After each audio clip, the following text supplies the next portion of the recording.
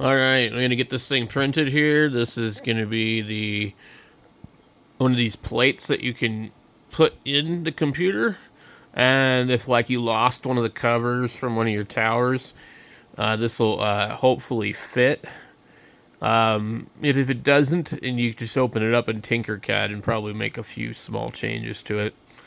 So we're going to save that to our removable drive, and we'll eject the drive.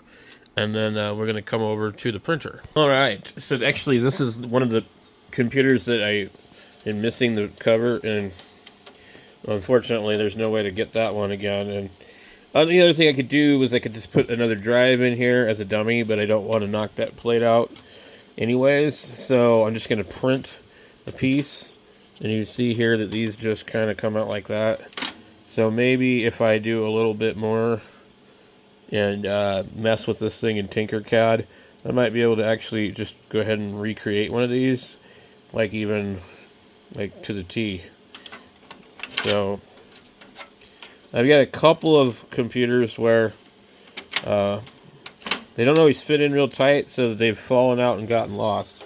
So we're going to put our drive in here. Now this is a Klipper printer, but I don't have it on the network, and it seems to be kind of hard to get it to connect to the network. I have pulled it up before on Mainsail, but it's really just not worth it. Just like it's so clunky as far as like the interface, like working with your network. So hopefully the print bed is clean enough. They've been having it on for a while. I'm actually printing PLA, so it should be fairly straightforward. I should probably be able to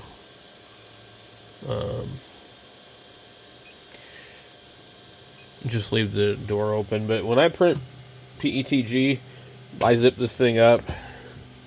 So I tried different things like this to put Wi-Fi on it. So there's only one USB port on this one, which is really a bummer. So there's a Raspberry Pi down in the... Uh-oh. We just lost our filament, so we're not going to be able to print. Hold on.